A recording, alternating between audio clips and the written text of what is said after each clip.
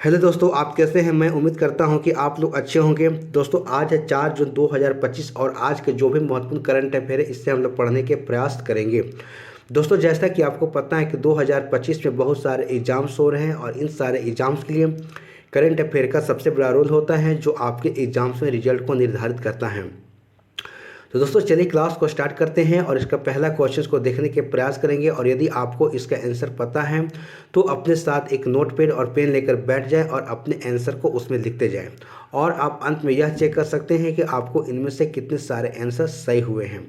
अन्यथा दोस्तों आप इसका आंसर हमारे साथ देते चलेंगे। तो चलिए इसका पहला क्वेश्चन को देखते हैं। तो आइए दोस्तों, जैसा कि आपको पता है कि क्लास स्टार्ट करने से पहले एक दिन पहले जो भी हम लोगों ने पढ़ा है उसे एक बार रैपिड में रिवीजन कर लेते हैं। उसके बाद हम लोग 4 जून के करंट अफेयर को पढ़ेंगे। तो चलिए सबसे पहले देखते हैं कि 3 जून 2025 को हम लोगों ने क्या पढ़ा है, उसे एक बार देख लेते हैं। तो आइए दोस्तों देख सकते हैं कि प्रधानमंत्री मोदी ने किस राज्य में नवीनगर सुपर थर्मल परियोजना चरण 2 की आधारशिला रखी। ठीक है, तो in which state did prime minister Modi lay the foundation stone of Nabinagar super thermal project phase 2। तो ये देख लेते हैं कहाँ, तो बिहार में। ठीक है, इसे आपको ध्यान में रखना है।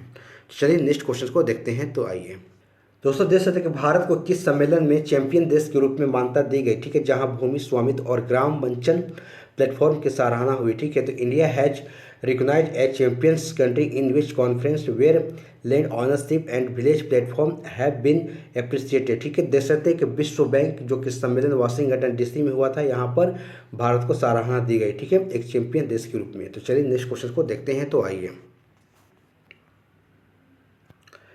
दोस्तों देख सकते हैं कि मिस वर्ल्ड 2025 का ताज किसने पहना। ठीक है, तो who is crown miss World 2025। ठीक है, तो ओपल देख सकते हैं कि सुचाता पहने। ठीक है, इसे ध्यान रखेंगे।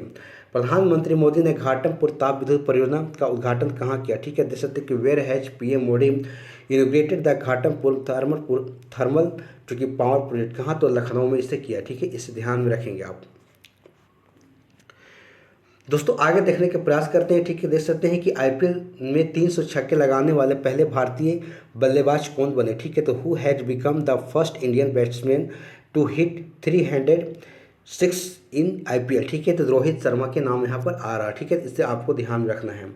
दोस्तों आगे देख सकते हैं कि अगले 5 वर्षों में वैश्विक तापमान कितना पार करने की संभावना। ठीक है, तो how much is global warming likely to rise in the next 5 years. ठीक है, देख सकते हैं कि 1.5 डिग्री सेल्सियस। ठीक है, तो इसे आपको ध्यान में रखना है जो आपके एग्जाम के पॉइंट ऑफ व्यू से काफ़ी इंपॉर्टेंट है। ठीक है, तो चलिए नेक्स्ट क्वेश्चन को देखते हैं। तो आइए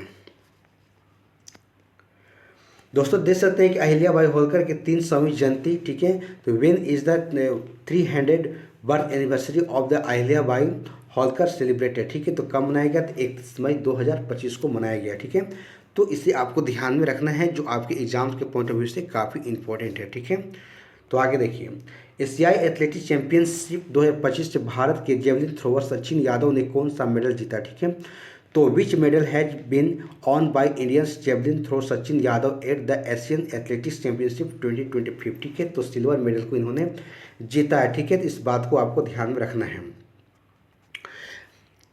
आगे देख सकते हैं ठीक है कि उत्तर प्रदेश के किस शहर में भारत पथ बनाने की घोषणा की गई। ठीक है, देख सकते हैं कि in which city of Uttar Pradesh has the announcement of the construction of Bharat Path. ठीक है, तो हैज बीन अनाउंस्ड कहाँ, तो अयोध्या में किया गया है। ठीक है, इसे ध्यान रखेंगे आप।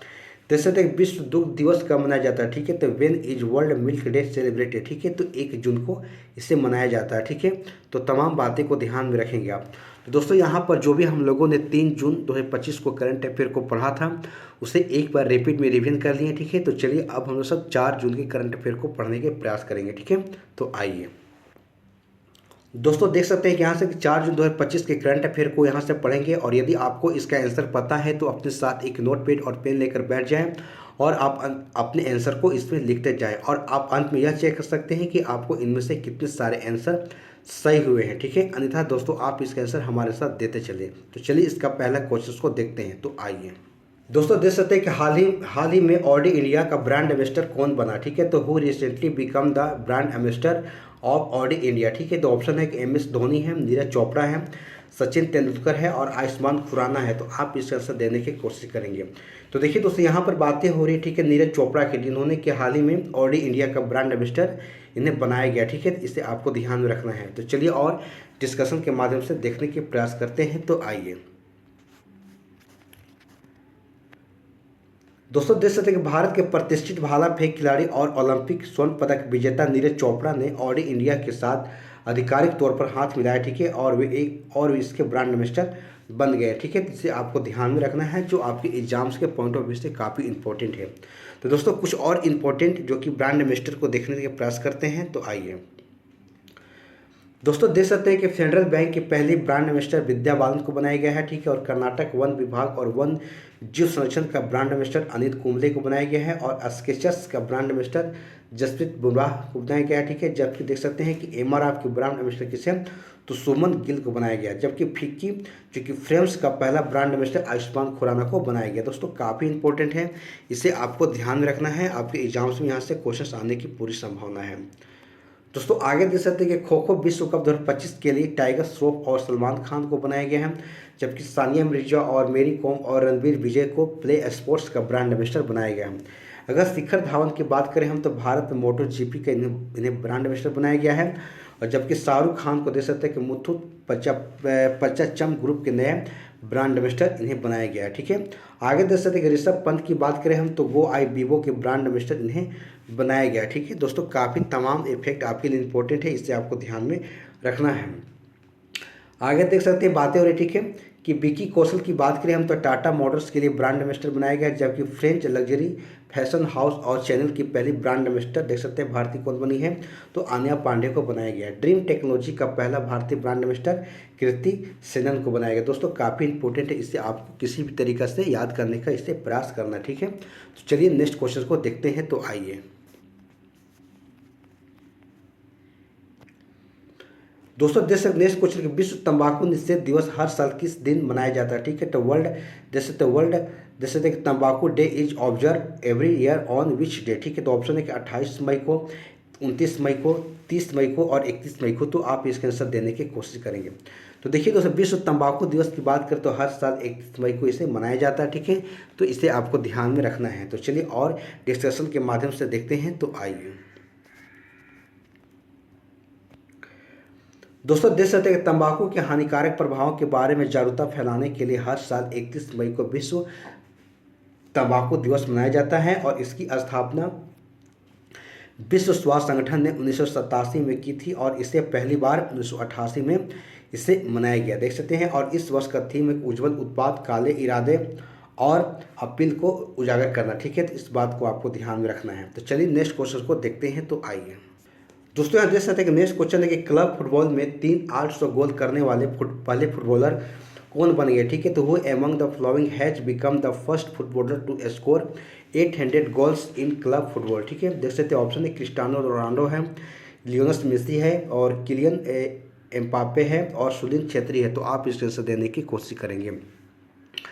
तो देखिए दोस्तों, यहाँ पर बातें हो रही क्रिस्टियानो रोनाल्डो की, ठीक है, जिन्होंने क्लब फुटबॉल में 800 गोल करने वाले पहले फुटबॉलर बन गए हैं, ठीक है। तो इससे आपको ध्यान में रखना है। तो चलिए और डिस्कशन के माध्यम से देखते हैं। तो आइए दोस्तों, देख सकते हैं क्रिस्टियानो रोनाल्डो को क्लब फुटबॉल में 800 गोल करने वाले पहले खिलाड़ी बन गए हैं। और 40 साल की उम्र में उन्होंने यह उपलब्धि उस मैच के दौरान हासिल की जिसमें कि उनकी टीम अल नसर सऊदी प्रो लीग में अल फतेह से 3-2 से हार गई थी, ठीक है। इस बात को आपको ध्यान में रखना है। तो चलिए और नेक्स्ट क्वेश्चन को देखने की प्रयास करते हैं। तो आइए दोस्तों, देख सकते हैं कि मोनिका केजिया सेम्बलिंग किस देश से संबंधित है जिन्होंने मिस वर्ल्ड 2025 के टैलेंट का खिताब को जीता, ठीक है। देख सकते हैं कि Monika Kezia Sembiring belong to which country who has on the title of the Miss World 2025 talent, ठीक है। तो ऑप्शन है कि थाईलैंड है, अमेरिका है, इंडोनेशिया है और न्यूजीलैंड है। तो आप इसका आंसर देने की कोशिश करेंगे। तो देखिए दोस्तों, मोनिका और केजिया सेम्बलिंग की बात करें तो इनका संबंध थाईलैंड से है, जिन्होंने देख सकते हैं कि मिस वर्ल्ड 2025 के टैलेंट का खिताब को जीती है, ठीक है। इस बात को आपको ध्यान में रखना है। तो चलिए और कुछ इंपॉर्टेंट देखने के प्रयास करते हैं। आइए दोस्तों, देख सकते हैं कि मिस यूनिवर्स और miss India, miss international, miss World 2025 की बात करें हम तो देख सकते हैं कि ओपल सुचाता चौहास्त्री की बात करें हम तो मिस वर्ल्ड 2025 के खिताब को जीती हैं। और देख सकते हैं कि 73वीं मिस यूनिवर्स 2024 की बात करें हम तो विक्टोरिया केजस थेल्विंग जो डेनमार्क की जो बनी थी, ठीक है। और मिस चार्म इंडिया 2025-24 की बात करें तो शिवांगी देसाई बनी थी। और फेमिना मिस इंडिया 2024 की बात करें हम तो निकिता पोरवाल जो कि एमपी से संबंध थे इनका, जो इन्होंने खिताब को जीता था, बना था। और मिस यूनिवर्स 2024 की बात करें तो रिया सिन्हा जो कि गुजरात से इनका संबंध है, जिन्होंने 2024 में मिस यूनिवर्स इंडिया बनी थी, ठीक है। तो तमाम जो फैक्ट आपके लिए काफ़ी इंपॉर्टेंट है, इसे आपको ध्यान में रखना है। दोस्तों आगे देख सकते हैं कि मिस इंडिया वर्ल्ड देख सकते हैं 2024 की बात करें ध्रुवी पटेल जो कि संयुक्त अमेरिका से संबंध था। और फेमिना मिस इंडिया 2023 की बात करें नंदिनी गुप्ता जो राजस्थान के कोटा से इनका संबंध था, ठीक है। तो दोस्तों काफ़ी इंपॉर्टेंट है, इसे आपको ध्यान में रखना है, ठीक है। तो चलिए नेक्स्ट क्वेश्चन को देखते हैं। तो आइए दोस्तों देख सकते हैं कि सेरेना विलियम्स किस खेल से संबंधित है जिन्हें हाल ही में precedence of the Australian award 2024-25 से सम्मानित किया गया, ठीक है। देख सकते हैं कि Serena Williams is related to which sport who has recently been awarded the princess of the Asturias award 2025, ठीक है। तो देख सकते हैं ऑप्शन है हॉकी है, फुटबॉल है, बैडमिंटन है और टेनिस है। तो आप इसका आंसर बताने के प्रयास करेंगे। तो देखिए दोस्तों यहाँ पर बात है सेरेना विलियम्स का किस खेल से संबंध है, तो इनका संबंध टेनिस है, ठीक है। तो यहाँ पर ध्यान में आप रखेंगे, ठीक है। तो चलिए और इनके बारे में और डिस्कशन करने के प्रयास करते हैं। तो आइए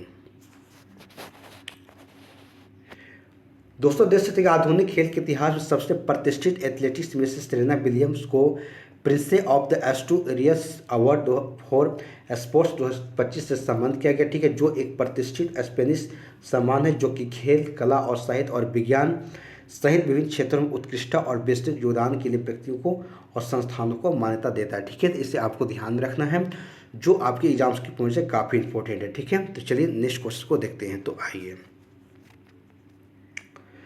दोस्तों देख सकते हैं कि एसबीआई के वित्तीय वर्ष 2025 के लिए भारत की जीडीपी वृद्धि दर क्या अनुमान है, ठीक है। देख सकते हैं कि what is SBI estimate of India GDP growth rate for financial year 2025, ठीक है। देख सकते हैं कि ऑप्शन है कि 5.5% है, 7.0% है, 6.5% है और 4.8% है। तो आप इसका आंसर बताने के प्रयास करेंगे।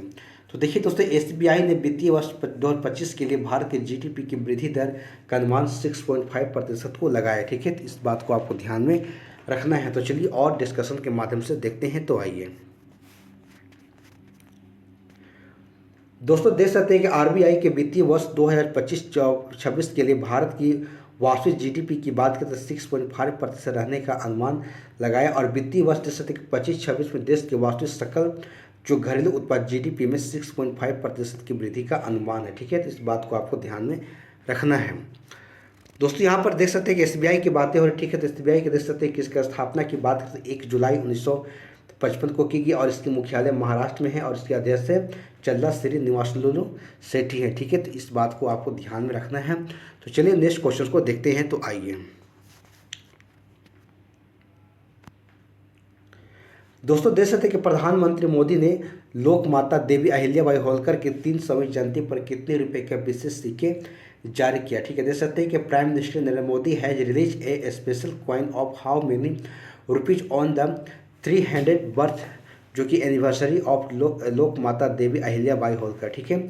तो ऑप्शन है कि 300 रुपये का, या 200 रुपये का, 100 रुपये का या 500 रुपये का। तो आप इसका आंसर बताने के प्रयास करेंगे। तो देखिए दोस्तों पीएम मोदी ने लोक माता देवी अहिल्याबाई होलकर की 300वीं जयंती पर यहाँ पर 300 रुपये के विशेष सिक्के जारी किए गए हैं, ठीक है। इस बात को आपको ध्यान में रखना है, ठीक है। तो चलिए और इसे डिस्कशन के माध्यम से देखते हैं। तो आइए दोस्तों देख सकते हैं कि पीएम मोदी ने भोपाल के जाम्बूरी मैदान में आयोजित महिला सशक्तिकरण महासम्मेलन के दौरान लोक माता देवी अहिल्याबाई होलकर की 300वीं जयंती पर 300 रुपये की विशेष सिक्के जारी किए, ठीक है। आगे देख सकते हैं कि यह सिक्का भारत सरकार के सांस्कृतिक मंत्रालय के द्वारा जारी किया गया है और इसमें अहिल्याबाई होलकर की उभरी हुई छवि और उनकी ऐतिहासिक विरासत को सम्मान देती है, ठीक है। तो इसे आपको ध्यान में रखना है। दोस्तों आगे देख सकते बातें बताई जा रही है। अहिल्याबाई होलकर का जन्म की बात करते 31 मई 1725 को महाराष्ट्र के चौड़ी गांव में हुआ था और उनके पति और पुत्र की असमय मृत्यु के बाद उन्होंने 1767 में इंदौर की गद्दी संभाली और लगभग 3 दशकों तक शासन किया, ठीक है। देख सकते हैं कि उन्होंने काशी विश्वनाथ मंदिर का पुनर्निर्माण जैसे कि ऐतिहासिक कार्य किए और जिसे मालवा की दार्शनिक रानी कहा जाता था इनके, ठीक है। तो ये काफ़ी इंपॉर्टेंट है और इसे आपको ध्यान में रखना है, ठीक है। तो चलिए और नेक्स्ट क्वेश्चन को देखते हैं। तो आइए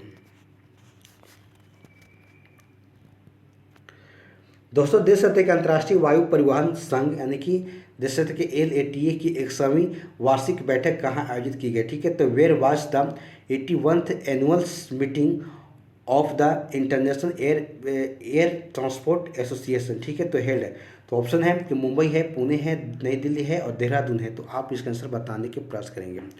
तो देखिए दोस्तों, अंतर्राष्ट्रीय वायु परिवहन संघ अगर बात करें हम LATA की, तो एक जो 81वीं वार्षिक जो बैठक है इसे आप देख सकते हैं कहाँ पर, तो नई दिल्ली में से आयोजित की गई, ठीक है। तो इसे आपको ध्यान में रखना है। तो चलिए और इसे डिस्कशन के माध्यम से देखने के प्रयास करते हैं। तो आइए दोस्तों, देख सकते हैं अंतर्राष्ट्रीय वायु परिवहन संघ LATA की 81वीं वार्षिक बैठक नई दिल्ली में भारत मंडपम में आयोजित की गई, ठीक है। और यह बैठक 1 से 3 जून 2025 तक आयोजित की गई है, ठीक है। इस बैठक की मेजबानी इंडिगो एयरलाइंस के द्वारा की गई, ठीक है। इसे आपको ध्यान में रखना है, ठीक है। तो दोस्तों और भी तमाम बातें बताई गई देख सकते हैं, ठीक है। कि देख सकते हैं कि डाटा की वार्षिक आम बैठक देख सकते हैं कि 25 LATA की वार्षिक जो बैठक है 42 वर्ष पहले 1983 में भारत में आयोजित हुई थी, ठीक है। देख सकते हैं और यह बैठक जो वैश्विक विमानन उद्योग के भविष्य को आकार देने में महत्वपूर्ण भूमिका निभाएगी, ठीक है। तो इस बात को आपको ध्यान में रखना है। दोस्तों यहाँ पर और बातें बताई जा रही है अंतर्राष्ट्रीय जो वायु परिवहन संघ है उसके बारे में। तो देख सकते हैं, ठीक है, कि इसकी स्थापना की बात करें तो 1945 में हवाना क्यूबा में हुई थी और इसकी जो मुख्यालय है देख सकते हैं कि मॉन्ट्रियल कनाडा में, ठीक है। और इसके सदस्य देशों की बात करें तो 120 प्लस देशों की 349 एयरलाइन सदस्य हैं और वैश्विक जो कि विमानन नीति निर्माण में सहयोग करती है, ठीक है। इससे आपको ध्यान में रखना है। दोस्तों और भी कुछ बातें देख सकते हैं, ठीक है, जो भी हाल फिलहाल में कॉन्फ्रेंस हुए हैं आप देख सकते हैं कि जल स्थिरता सम्मेलन की बात करें 2025 नई दिल्ली में और ग्लोबल इन्वेस्टर समिट 2025 की बात करें तो भोपाल में हुई है, ठीक है, MP में। इससे आपको ध्यान में रखना है। तो चलिए और नेक्स्ट क्वेश्चन को देखते हैं। तो आइए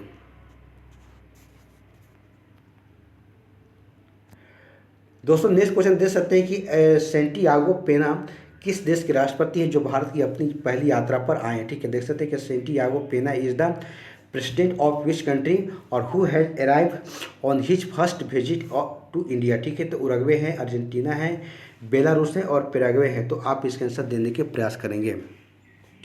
तो देखिए दोस्तों, सेंटियागो अगर पेना की बात करें तो इनका संबंध पैराग्वे देश से है जिन्होंने कि भारत की यात्रा पर आए हैं, ठीक है। तो इसे आपको ध्यान में रखना है। तो चलिए और इनके बारे में डिस्कशन करने के प्रयास करते हैं। तो आइए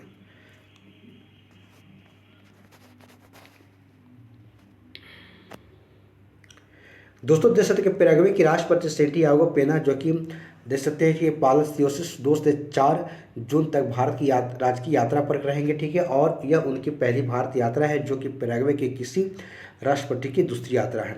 प्रधानमंत्री मोदी के साथ में द्विपक्षीय संबंधों की समीक्षा करेंगे, ठीक है।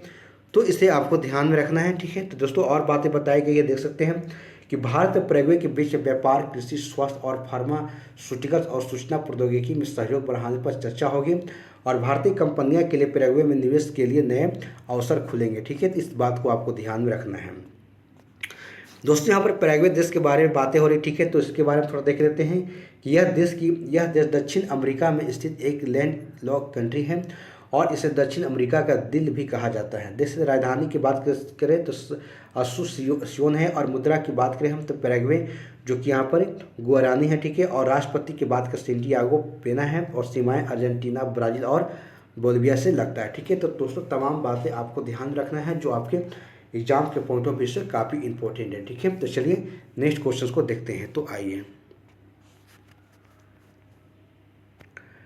दोस्तों देख सकते हैं नेक्स्ट क्वेश्चन है कि तीसरा लेवेंडर महोत्सव 2025 कहाँ आयोजित किया गया, ठीक है। तो where is the third lavender festival 2025 held, ठीक है। तो ऑप्शन है कि हिमाचल प्रदेश, उत्तराखंड, जम्मू कश्मीर और लद्दाख। तो आप इसका आंसर देने की कोशिश करेंगे। तो देखिए दोस्तों तीसरा लेवेंडर महोत्सव 2025 की बात करें हम तो इसका आयोजन जो है जम्मू कश्मीर में किया गया, ठीक है। तो इसे आपको ध्यान में रखना है। तो चलिए और इसके डिस्कशन के माध्यम से देखते हैं। तो आइए दोस्तों देख सकते कि तीसरा लेवेंडर महोत्सव 2025 जम्मू कश्मीर के टोंडा जिले के भद्रवाह में तीसरा लेवेंडर महोत्सव आयोजित किया गया, ठीक है। और यह महोत्सव देख सकते हैं कि Indian institute of the integrated medicine Jammu द्वारा इसे आयोजित किया गया, ठीक है। देख सकते हैं कि लेवेंडर की बात करें हम तो ये क्या है, इसका उद्देश्य है कि लेवेंडर की खेती को बढ़ावा देना और अरोमा मिशन के तहत किसानों को प्रोत्साहित करना, ठीक है। तो तमाम बातें को आपको ध्यान रखना है जो एग्जाम के पॉइंट ऑफ व्यू से काफ़ी इंपॉर्टेंट है, ठीक है। तो चलिए नेक्स्ट क्वेश्चन को देखते हैं। तो आइए दोस्तों, यहाँ पर कुछ इंपॉर्टेंट महत्वपूर्ण जो फेस्टिवल है उसके बारे में देख लेते हैं, ठीक। पुष्कर कुंभ की बात करें हम तो चमोली उत्तराखंड में, और पुष्करालु उत्सव तेलंगाना, और न्यूको म्यूलो उत्सव की बात करें अरुणाचल प्रदेश, और घोड़े जात्रा उत्सव नेपाल, और चेहरा ओबा उत्सव मणिपुर, और सरहुल महोत्सव देख सकते हैं कि झारखंड, और खुबानी जो कि लद्दाख। दोस्तों काफ़ी इंपॉर्टेंट आपके लिए यहाँ पर फैक्ट बताए गए हैं, तो इससे आपको ध्यान रखना है। जात्रा की बात करें हम तो त्रिपुरा में, और खोंगजोम उत्सव की बात करें तो मणिपुर में, ठीक है। तो इन सारे फैक्ट को आपको याद कर जाना है, ठीक है। तो चलिए नेक्स्ट क्वेश्चन को देखते हैं। तो आइए दोस्तों, देख सकते कर्नाटक में तंबाकू खरीदने के लिए न्यूनतम आयु वर्ष 18 वर्ष से बढ़ाकर कितनी की गई है। तो the minimum age for buying the तंबाकू in Karnataka has been increase from 18 years to how much, ठीक है। तो देख सकते हैं कि 22 वर्ष है, 24 वर्ष है, 23 वर्ष है और 21 वर्ष है। तो आप इसके आंसर देने का प्रयास करेंगे। तो देखिए दोस्तों, कर्नाटक में तंबाकू खरीदने के लिए न्यूनतम जो आयु है इसे 21 वर्ष कर दिया गया है, ठीक है। तो 18 वर्ष से 21 वर्ष बढ़ाकर कर दिया गया, ठीक है। तो चलिए और डिस्कशन के माध्यम से देखते हैं। तो आइए